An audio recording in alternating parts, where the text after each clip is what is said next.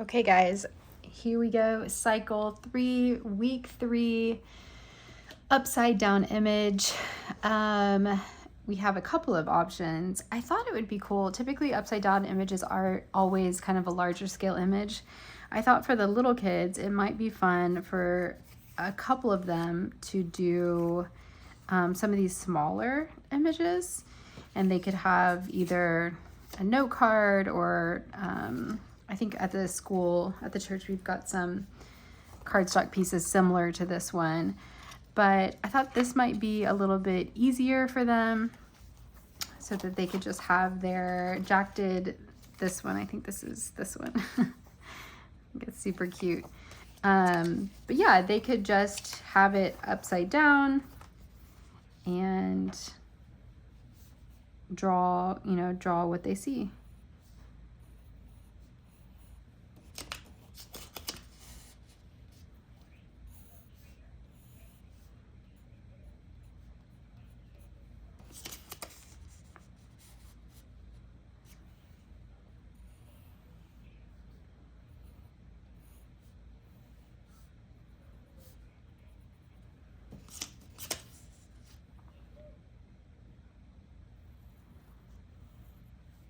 They could even just keep it, they don't have to cover it, they could just do a little bit at a time.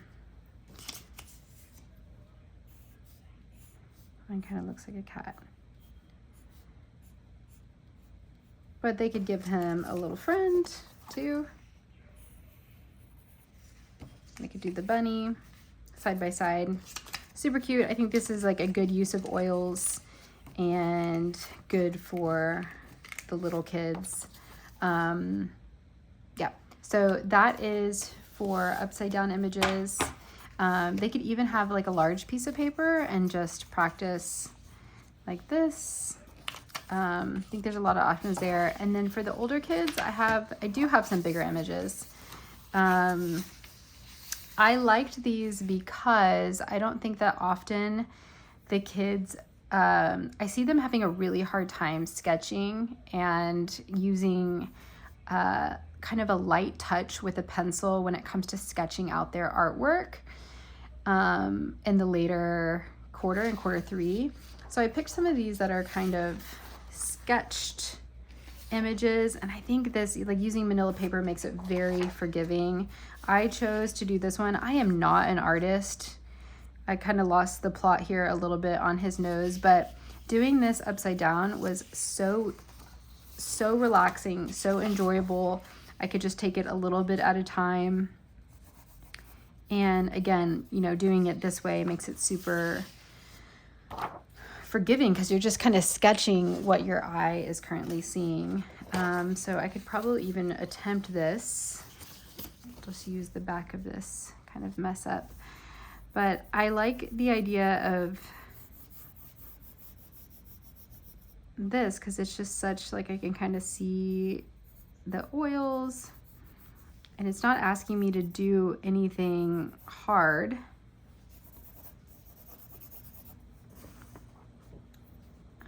So this is more of his tail, I see, and it looks like it comes across here.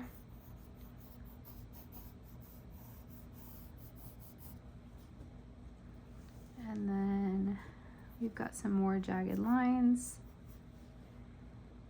It looks like there's some shading. I also like that it takes the shading, you can do the shading a little bit at a time.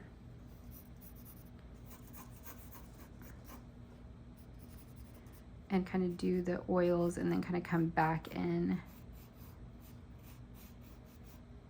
the shading. Looks like the tips of those are shaded. All right, we got some more jaggedness right here. And it looks like you're getting like a little bit of his nose and face maybe. Looks like that comes out. Some more jaggedness, some more shading. I'm gonna do his nose right here. All right, and then it looks like his eye.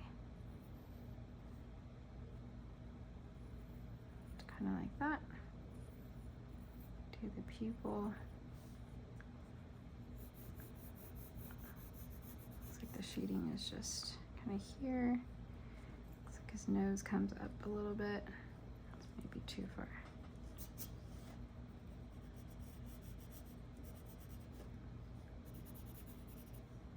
It's got some whiskers.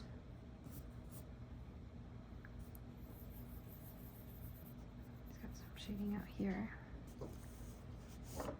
Okay, there's the other eye. Maybe I didn't do too far.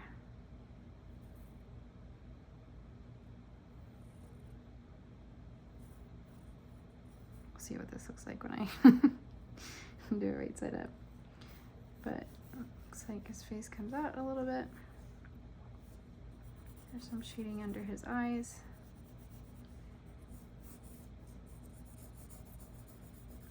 Shading here. He might be cross-eyed. Looks like his ear kind of comes right there. There's some darker shading. Kind of crosshatch. And then I'm running out of room.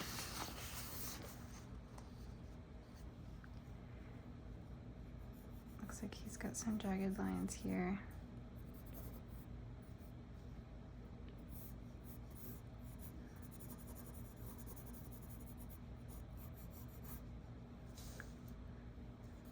All right. Looks like that ear is right here.